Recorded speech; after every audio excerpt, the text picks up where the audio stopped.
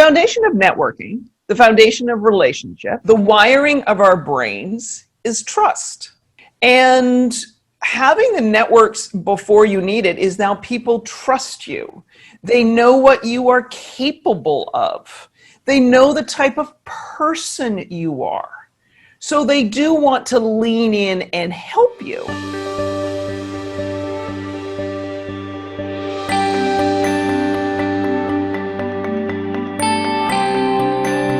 Good evening, everybody. Thank you very much. My name is Denise McQuaid. I'm the CEO of Go Beyond Investing, which is a European and global cross-border investment platform. And I'm thrilled to have been asked by the Awaken Hub team to join and interview Kelly tonight. I first met Kelly and learned of the Build Your Dream Network movement back at Inspire Fest conference back in 2017. And Kelly entered the stage in a pair of shoes to die for, and I was hooked before she even opened her mouth. And then she followed on to give us a great understanding of the value of networking and describing networking as every single human interaction that you have. And I was hooked. So it's an honor to welcome you to join us this evening, Kelly. Thank you. It's great to be here. It's great to be here. And it's so funny on the shoes. I actually introduced my feet to something other than flip-flops and sneakers today. Oh, wow. So you're moving into autumn weather in New York. I put on real shoes. Yeah. Fantastic. Well, welcome, Kelly, and we're so delighted to have you with us all. I'm sure there'll be a lot of questions coming through from chat. But before we start, I just want to take a moment, Kelly, just to review how you have been described in your career to date. So Forbes described you as one of the 5 women changing the world of VC and entrepreneurship. Fast Company described you as one of the 25 smartest women on Twitter. Business Insider described you as one of the most influential women in tech on Twitter. These are amazing accolades, obviously, of your entrepreneurial journey to becoming an author and everything. But it would be really good for our audience tonight to understand that journey a little bit more and understand where your career started and how you've become an entrepreneur and author. Yeah. Thank you. So, yeah, and those accolades, I'm particularly the Twitter one. I'm sure it just makes my family so proud that I went to law school so I could be recognized for my tweets. Started my career very traditionally, as a lawyer. Went and got a law degree because I didn't know what the heck I wanted to do, and I grew up in a family that expected, a professional degree. That my brothers got out of getting the professional degree and staying in school is kind of beyond me, but that's a different story. So I went to law school, practiced in Toronto. Yes, I am Canadian. And then moved to New York in 1998.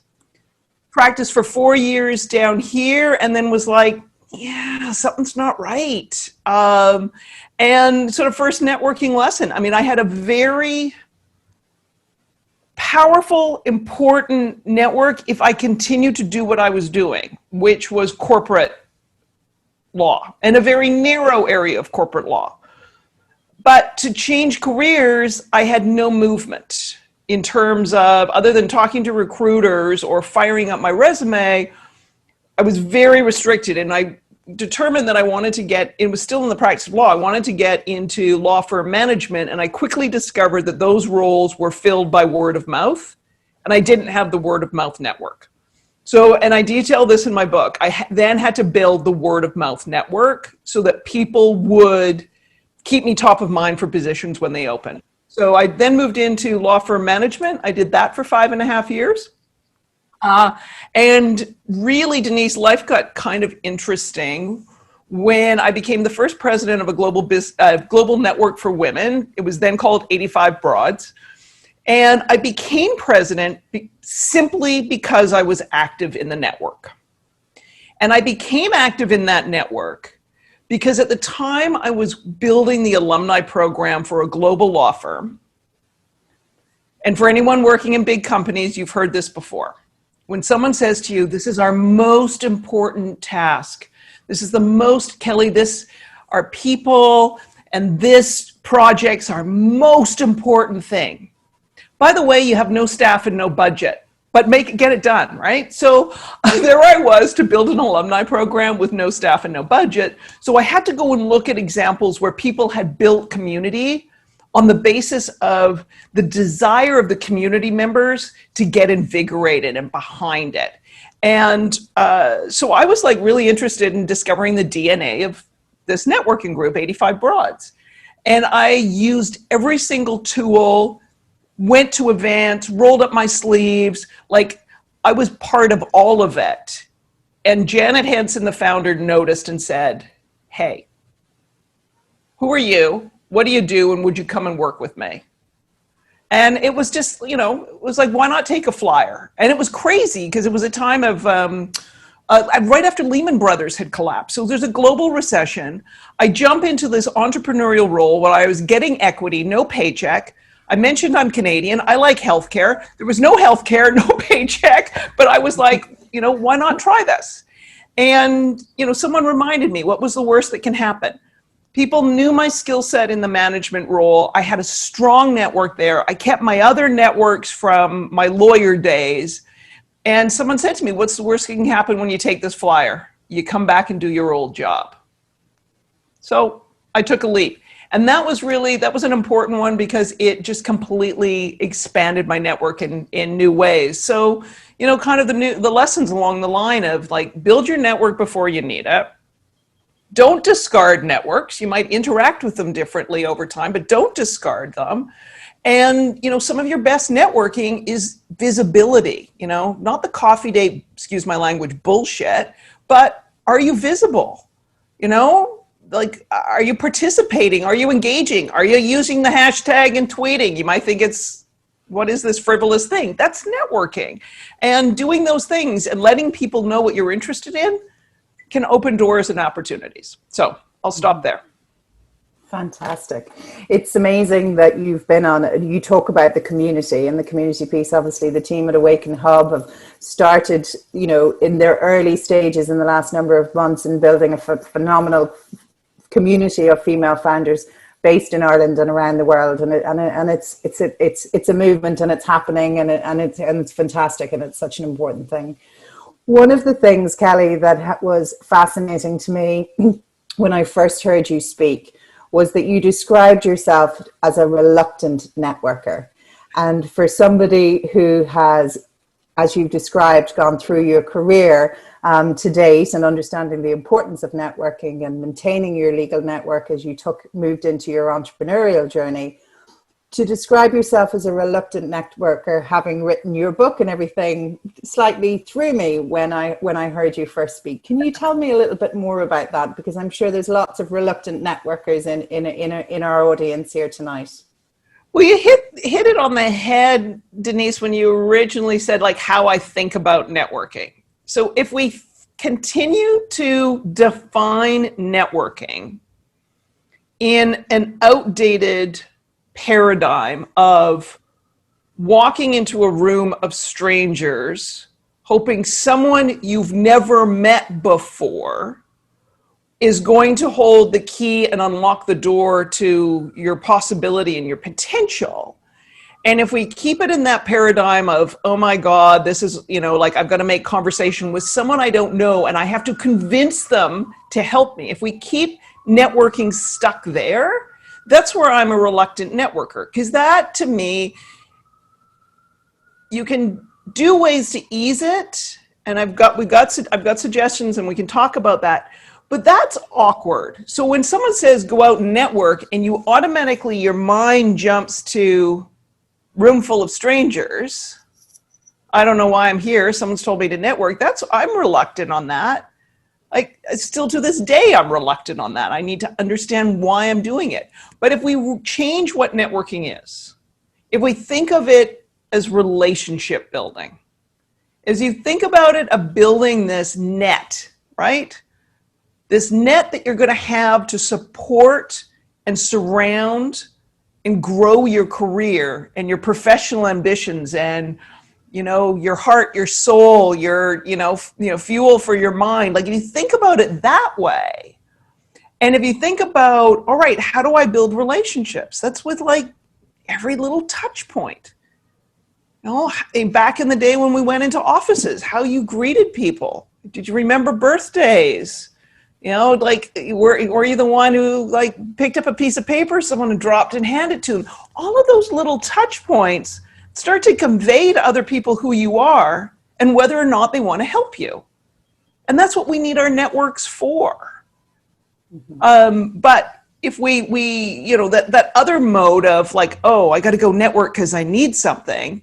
If that is what networking is, and if we continue to define it that way, I will continue to be a reluctant networker. Absolutely. Kelly, you set the community some homework last night, and we're running very close to going into our breakout rooms. Could you just explain why you set the task that you did to all of us? I will set the task. So one of the things I really loathe, other than at pitch competitions, I loathe elevator pitches. You know what? Put it in the definition of reluctant networker. You go into an event and someone comes up to you and you're like, hi, nice to meet you. Who are you? And then they like, for the next 60, 90, 2-3 minutes, they just barf information on you. And they use jargon and you're just like, okay, none of this invites conversation. It's just like words that get slammed on you. And I'm like, time out. There's a time and a place for an elevator pitch.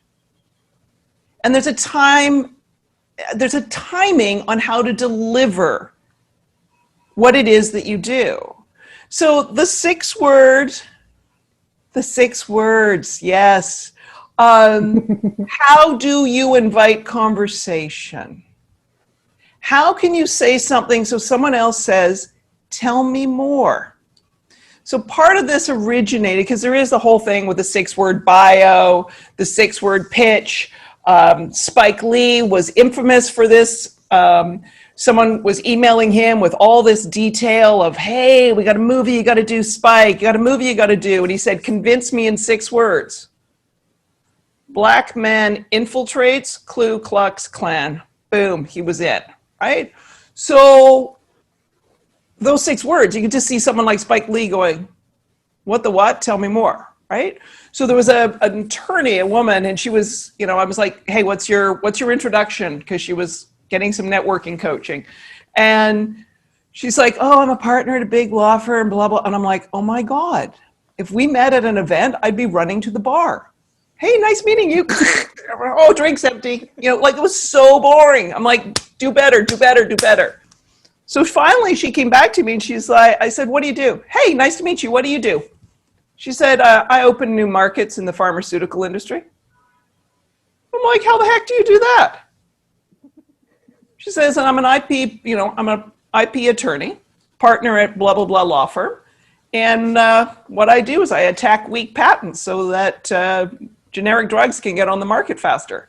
I said, what's going on with these patents? And she's like, yeah, big pharma. Next thing you know, we have a conversation.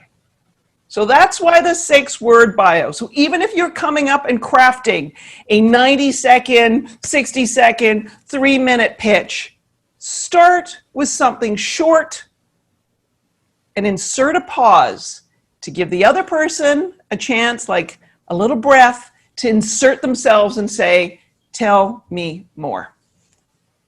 Okay, fantastic. So we will be going into our breakout rooms. I hope everybody's done their homework. We will be spending some time in there, and then we will come back to do more questions and dig a little deeper into the book and the content of the book.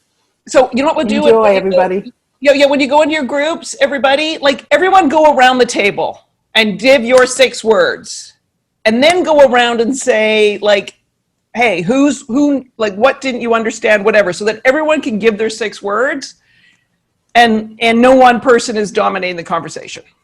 Usually some people sit there that don't have their videos on for ages. Yeah.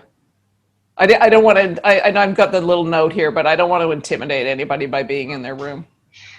I stay out in case anyone comes back and a night as well. So saves me having to have my 6 words ready. Well, I was thinking about it as soon as we started the Zoom today. I'm like, shit, do I have 6 words? It's the same. I was spending so much time getting back and forth to everyone who had been with cancellations, and then we had a waiting list, and then we were releasing tickets from the waiting list, and then we would get a few more cancellations. So, and then typically in Ireland in networking, everyone's late. It's a treat. People come in and out all through the session. So you know, you could just say your 6 words. I'm highly proficient at putting out fires.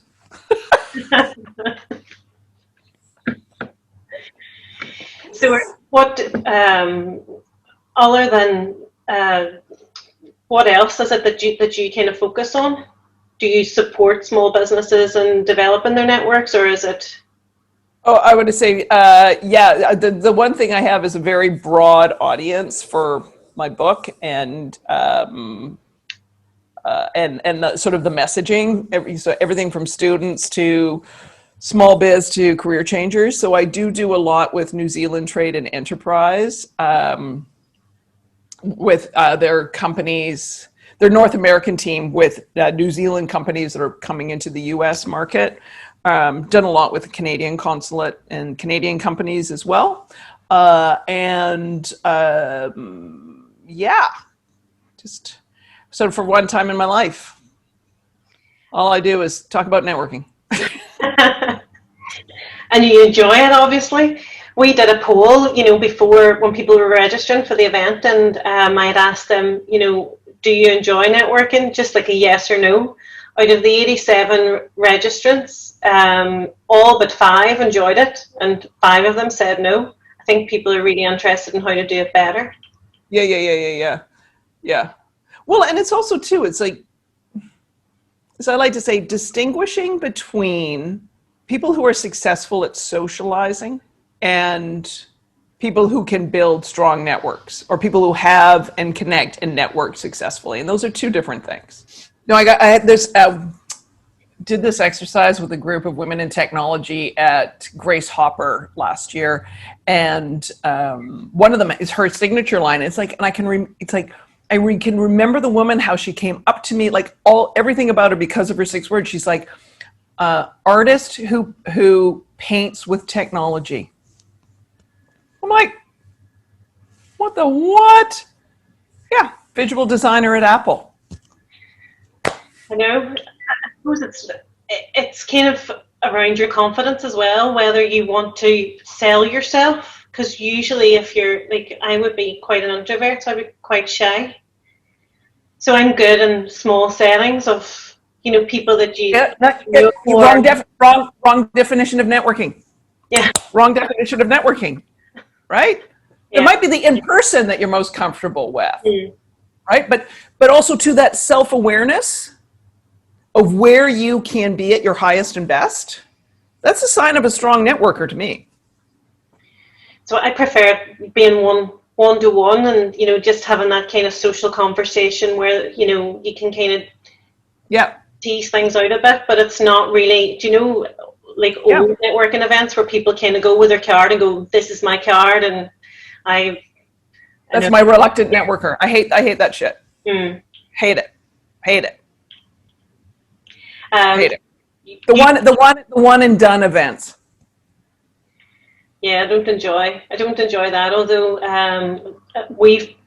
I think you met Mary and the team previously at one of the Inspire Fest, was it? Yep. Yeah. We went to that about 2 years ago. I found that was really good fun because you didn't really feel like you were working the room or you were connecting with people, but it was a lot of the connections I met at that now have been connections that you've kind of developed opportunities with. And yeah, there was a magic with that community, a real magic.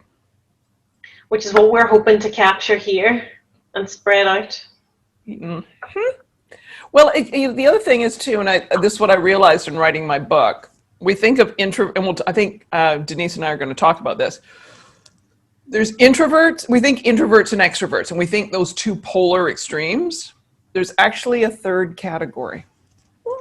Yeah. I know. I can't remember the name of it, but the ambiverts, and yeah. and there's I'll find the site. There's a site where you can answer questions, and that's when I discovered I'm an ambivert.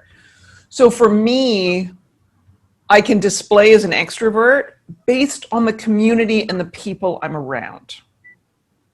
Right. So this is where I sort of think like Awaken Hub will make me look like an extrovert, whereas some other events I will display as an introvert because of the energy. Ambiverts get our energy from other people. Yeah, and you've also mentioned that sometimes it's got to do with your mood and stuff like that. Yeah. So this is why I pay people like watch and note your energy when you engage with certain groups, communities, professional organizations, because that is like a signal, not like, oh my God, this is a shitty group, but whether or not you're an introvert or an extrovert, or it might be in terms of being an ambivert and where and how, we get our energy from other people. So how we display relates to how our body is feeling to those other group of people. Yeah, I went years ago when I had the accelerator. I moved to charging a small amount, like literally the cup of coffee price.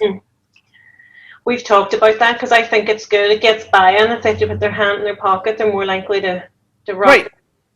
Right. And so literally whether it was, whether it was, I forget, it was, or maybe it was just like the 2 cups of Starbucks price, whatever. It was like sort of the $5, the $10, and the difference that made in like weeding out the repeat offenders and a no refund policy.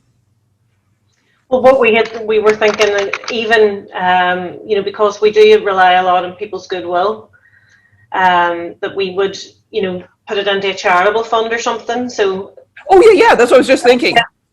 Yeah. Say, hey, here's these. Here's what this goes to, but this is to get you to show up. And if for some reason you can't attend, we'll roll it over to the next event.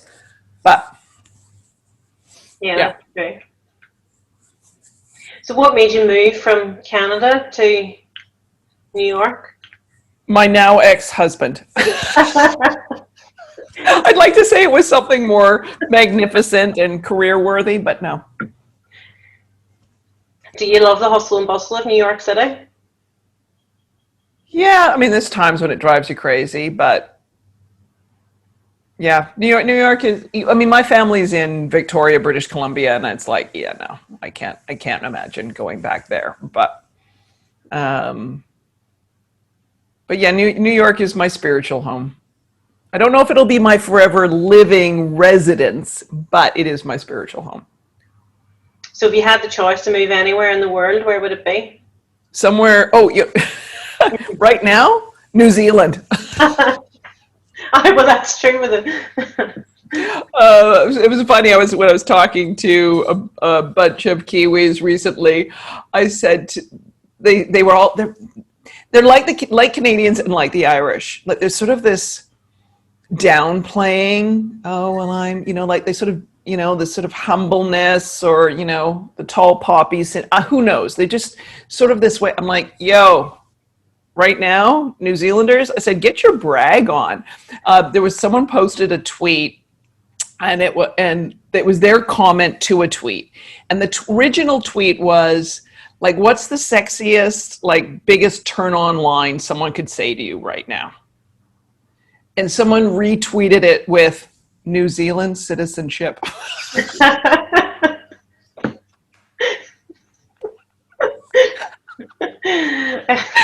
And I'm like, oh yeah, that would be the biggest turn on line right now. Yep. Sure would. That's everyone coming back from breakout now. Yep. Ooh, put your 6 words. Change your name. Put your 6 words in your name. Or 5 words. Or 3 words. Or 1 word. Whatever it is. Change your name. Put your 6 words in. It's also a test with who knows their Zoom functionality. Yeah. Look in the little right-hand corner with the 3 dots. Pull it on down. You'll see stop video, mute my audio, pin, renames. Okay, I think we've All right. nearly got everybody back in. So thank you for that. That was really super useful in our group, Kelly, in terms of the 6 words. So I think everybody's changing their title now, which is great. I know Mary McKenna is going to do a Q&A after I've finished interviewing Kelly. So if there are more questions, I know that a lot came through Eventbrite and I can see some coming through there on the Twitter chat, but please do ask them. But I'm going to dig into a little bit more of Kelly's top tips and her advice on the networking journey. So Kelly, you have spoken in your book and several times of pieces that I've read of building your network before you need it. Can you give us a little bit more detail around that, of why that's important? I mean, the foundation of getting people, the foundation of networking, the foundation of relationships, the wiring of our brains is trust. And having the networks before you need it is now people trust you. They know what you are capable of. They know the type of person you are. So they do want to lean in and help you. They are also, other element of networking, they are willing to use their reputational capital, their relationships, to help you and connect you into what it is that you need to do. So I like to think in life we have 3 primary assets. You have your relationships, you have your reputation, and you have time. Time is non-renewable. The other 2 you can earn back. But when we're networking and when we're seeking help, we are asking someone to use all of those things for us. So you build the network before you need it. So somebody actually says, I have these things and I'm going to put them all at your disposal. How can I help you?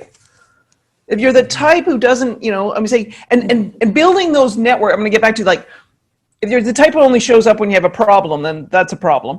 But, to get people to want to do that for you, that's like an exercise in showing who you are and what your reputation is. So build it before you need it so you can tap into it at some other future point in time, because we do not turn on a dime when someone comes to us and says, hey, you're the right person to help me. Says email goes into delete when that lands in my inbox. So build it before you need it. So if you're looking, so startup founders, nothing worse in the investment community. If you were seeking, venture capital or angel investment, nothing worse than start building the relationships with investors with a pitch deck. That is 99.9% of the time, that's going to be ignored. Dirty secret, VC, investing, it's a relationship game. Start building the relationships before you ask for money. That may be, I don't know, right at the idea stage. Because you're not asking for money, you're asking for your advice.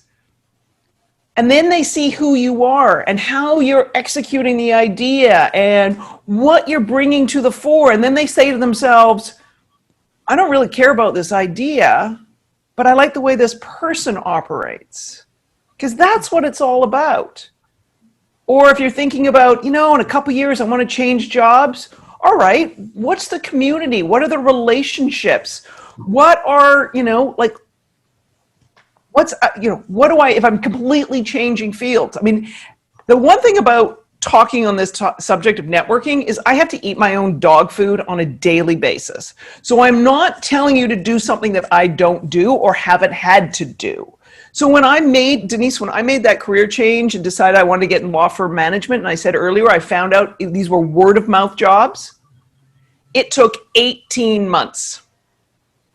And I said at that point in my life, I am never leaving my career this vulnerable ever again.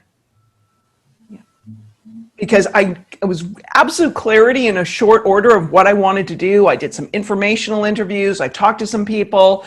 I ruled out things. I zeroed in on exactly what I wanted to do. And then I had to wait for this alignment of a job opening and people remembering me and continually building these relationships so that I was the first person they thought of. And I thought, never again am I going to like hazard that kind of personal, professional development journey that in many ways was preventable. Yeah. And you talk, Kelly, in the book about putting yourself in a position to make things happen for yourself and others. And obviously that's not leaving yourself in that vulnerable position that, are a little bit exposed at a juncture in your career or your business development from an entrepreneur perspective. But you also talk in the book about how you build your network and your online presence and how important it is that they work in unison together with your offline ambitions. And can you explain that a little bit more to the audience? I think it's really important from an online perspective, particularly in the post-COVID or pre-COVID, or I don't know where we are in the COVID journey at the moment, but it now as we're moving in very much into an online networking capacity. But you talk about your online profile working in unison with your offline ambitions. Can you explain that a little bit more? Yeah, I mean, I've sort of been a proponent of this for a long time, and so many people have looked at the digital world as secondary or their personal brand. Sorry, the words that drive me crazy. But I look at this as, all right, who are you? Like right now, we are all here. Okay? Our time is occupied on this screen together. But maybe one of your customers is talking, or one of your friends or someone you worked with is talking to somebody else about you, right? So your reputation and your network and your impact is beyond this moment of where we are right now. Or maybe someone's Googling your company. So to me, I look at this like, we talk about digital natives, we talk about, the analog generation.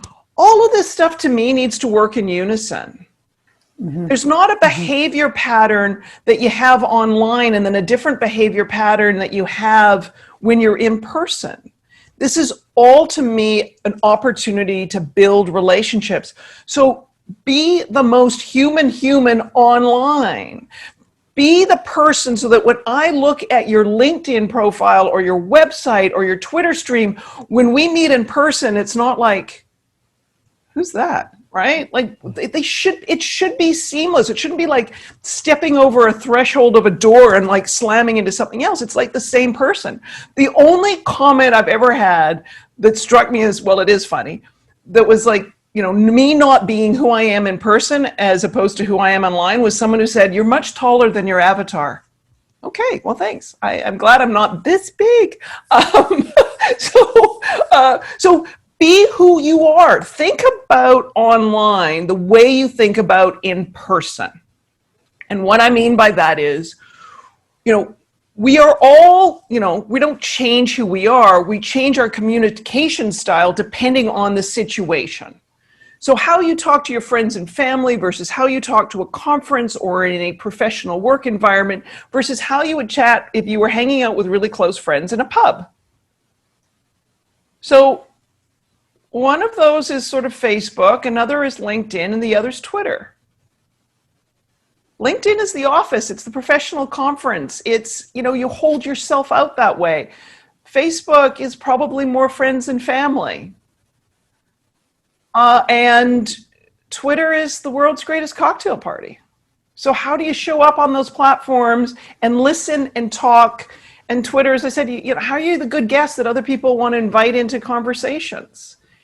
And by leaving those digital little footprints, right, you are extending your reputation, extending your networking in a really powerful way. And I know we got some guys here, but I'm going to address this particularly to women.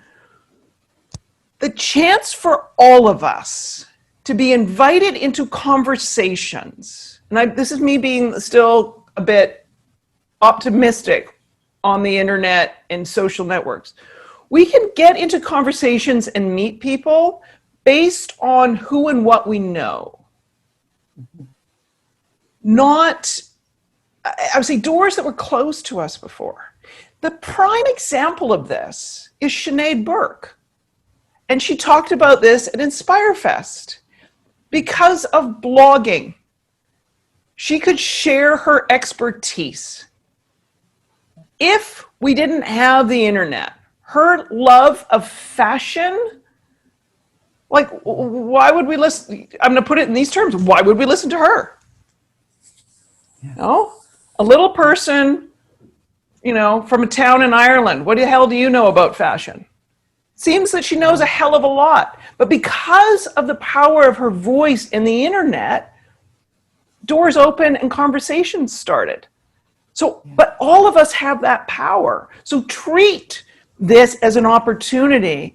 But if you're seriously thinking, oh my God, but how do I talk to someone on Twitter? Well, would you say it to their face at a cocktail party or in a pub? Maybe not to say it online. So there we go.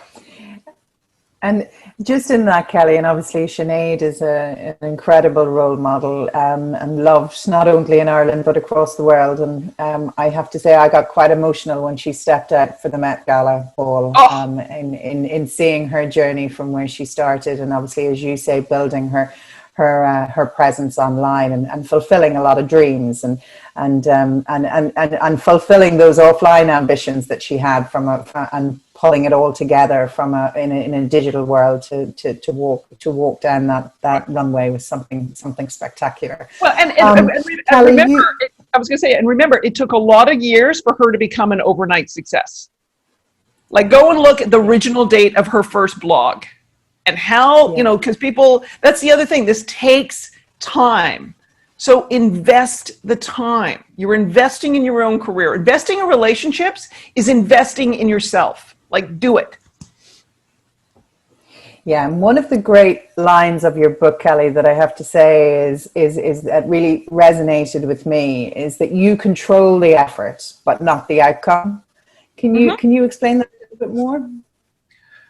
Well, you can do all the research and the preparation and, you know, put out the outreach, and then, like, who knows? Maybe the other person's having a bad day.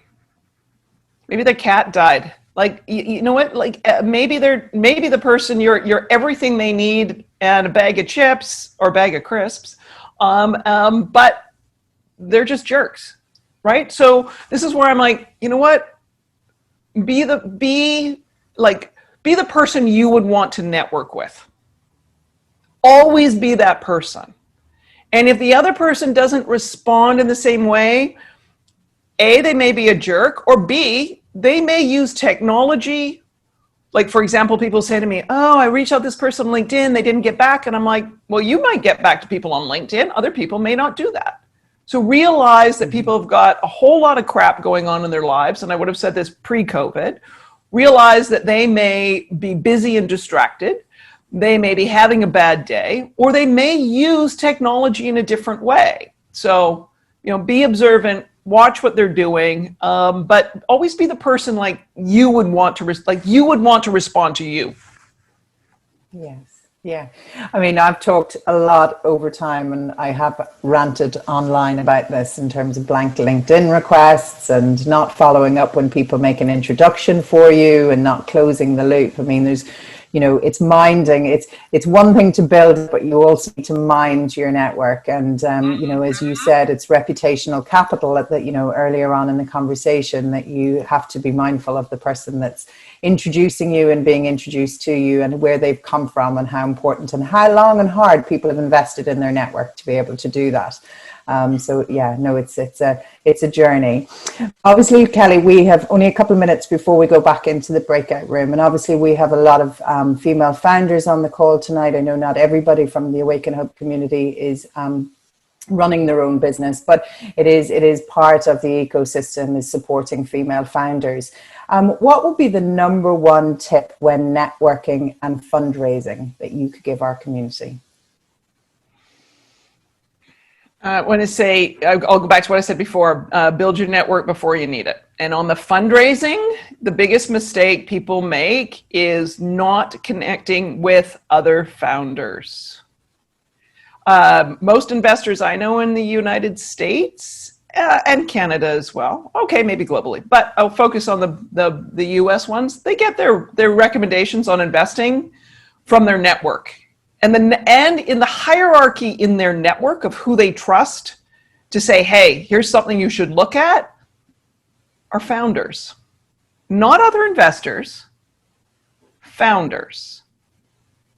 Because you know what? If there's a founder that they know and they've invested in, and that founder says, God, I've met this person and their team and they're really awesome, like, there's something in that investors trust as being a really reliable, useful data point, right? Because a founder recommending another founder is like somebody else in the trenches, building something cool that's caught someone else's attention, somebody else who's there in the community contributing and whatever. So if you're thinking about fundraising, start building that network and like double down on building your peer network. The other aspect of that is from your peers, you're going to get far better information of what's going on. Sorry, Mary McKenna. You're going to get the best information on what's going on. You're going to hear which investors are great, which ones are jerks, who's had experience with them, you're going to get really in the moment information, right? So in my relationship with a muckety muck founder or something else is going to be different because investor is because I'm talking investor to investor. That's different than like how an investor works with a founder. And that's the shit you need to know. So there's my best advice on that. And I got to drop some swear words. You did. I'm sure I'm sure when Mary asks you the questions after the next breakout room, you can drop it. You can drop a few more. It's been an honor and a privilege to interview you this evening, Kelly, for the community. So good.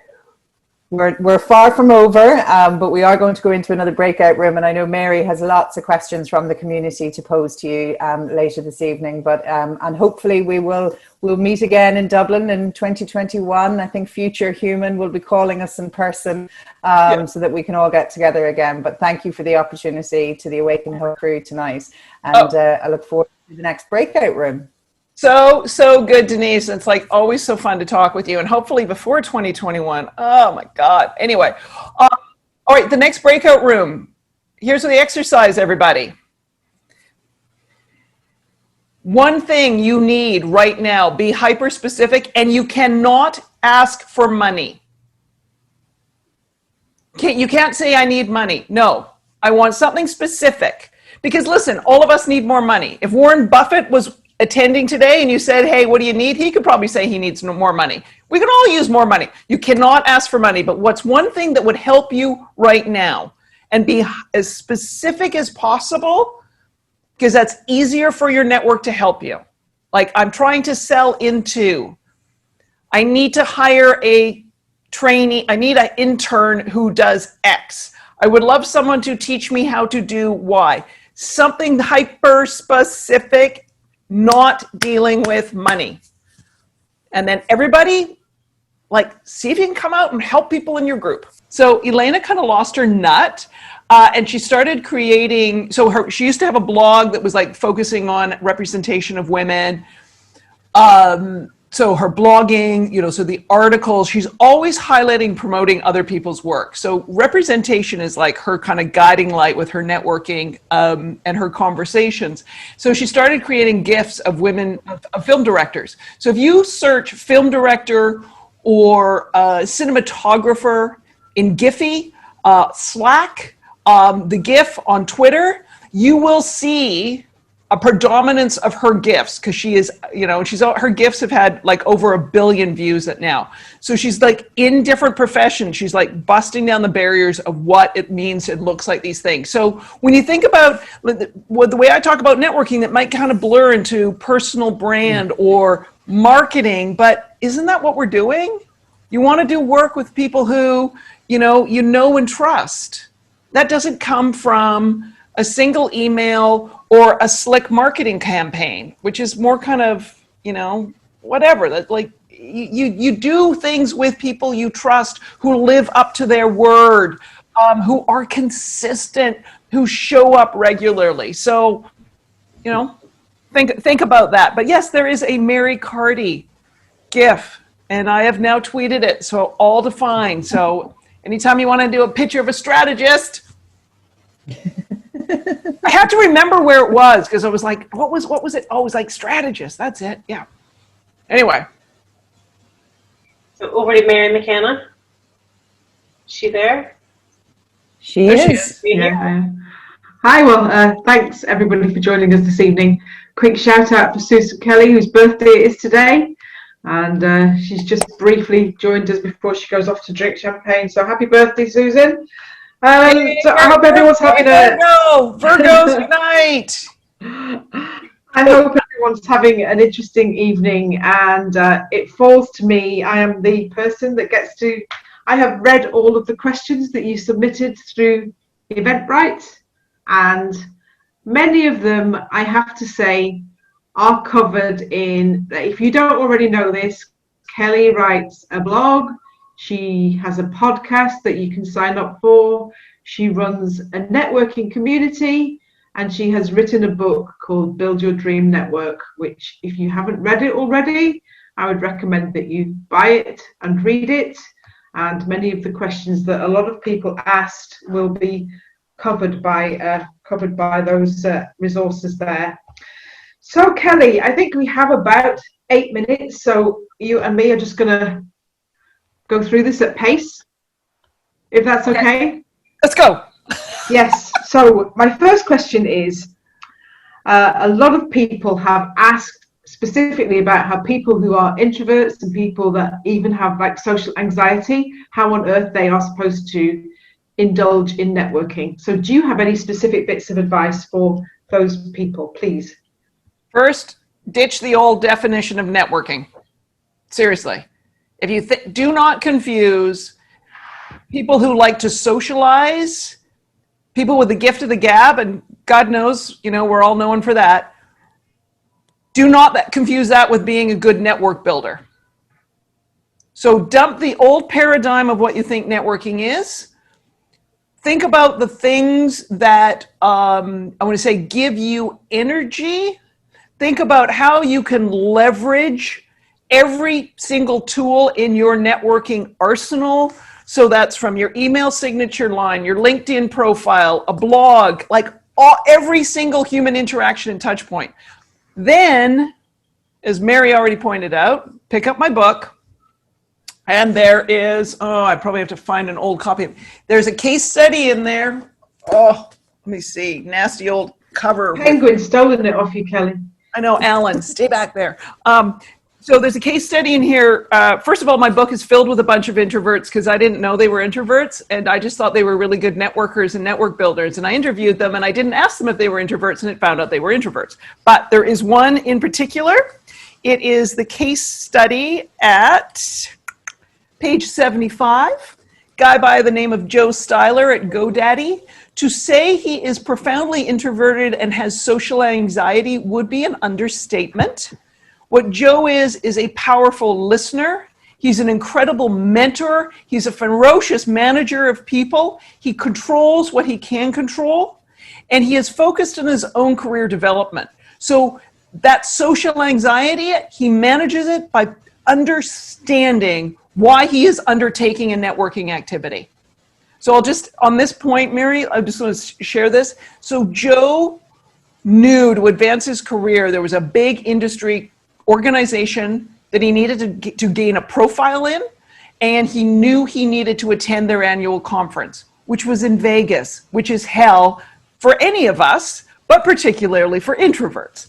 But Joe understood why he needed to do this, not because this would be good for your career, Joe. He knew exactly why it was good for his career. He understood the consequences of not participating, and he invested in himself in doing it.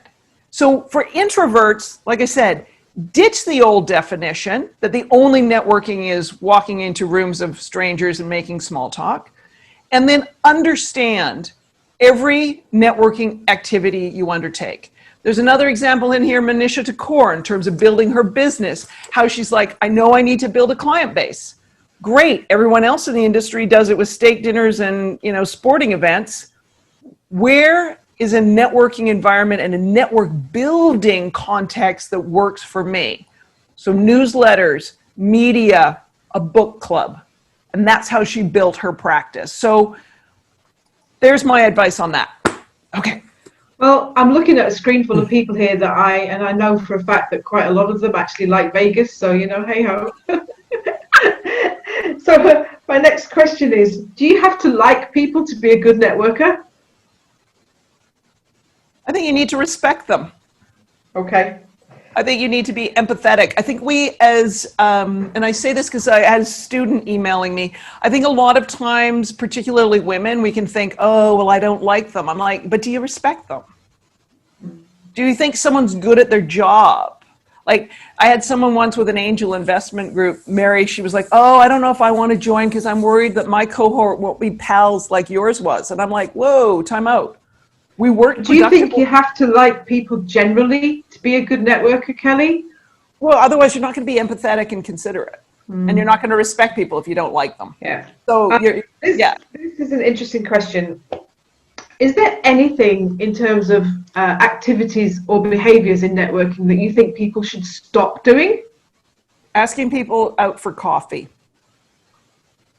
or to jump on a Zoom.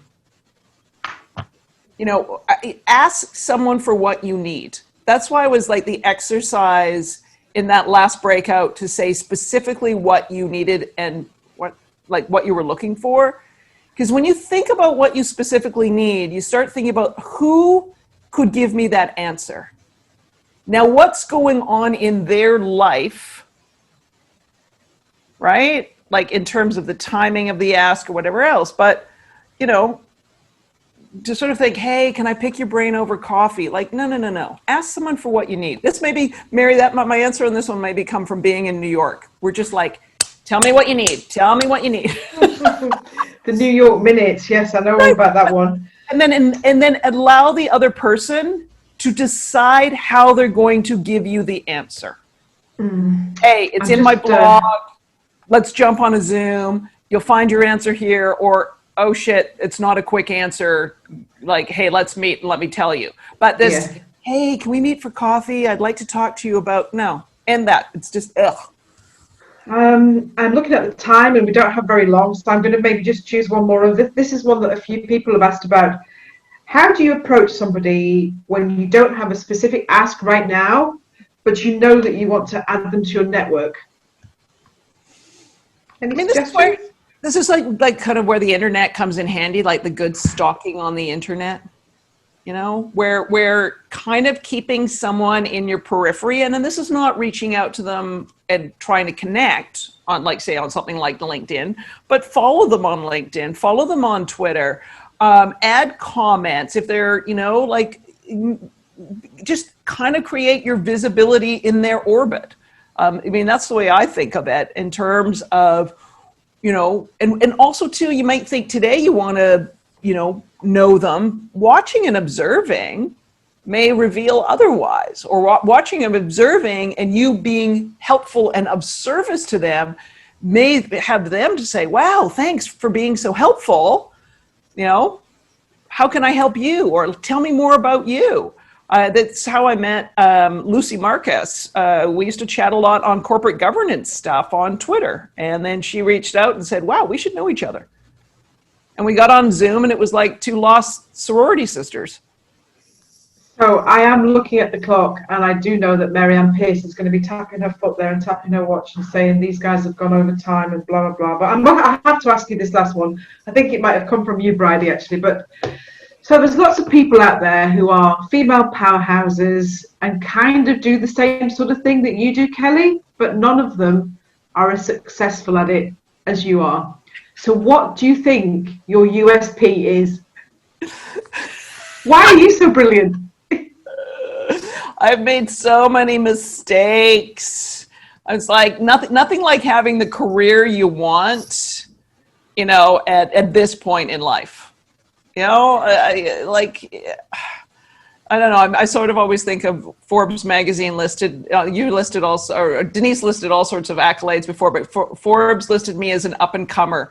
And that was like 7 years ago when I was 48, and they put my age in the magazine. So, maybe it's just a question of, like finally that anxiousness and frustration I had early on in my career. And we all know you sort of get older and you're willing just to speak your truth. And maybe it's just getting to that and being like, screw it. But those earlier careers were really helpful because it enables me to do what I'm doing now. So I can just... That's a very generous answer, and I always think there's nothing like being an overnight success. So on that note, I will thank everybody, and I will pass us back to Mary Carty for the last word on this evening. Thank you so much, Kelly. Thank you. Oh my goodness, how do you follow that up? That was absolutely incredible. I really enjoyed it. It felt like 5 minutes. Thank you everyone for being here tonight, for being so open, doing your homework, tweeting like crazy. We can't keep up here, so we're going to have to retire our fingers for a week, I'd say. Thank you all.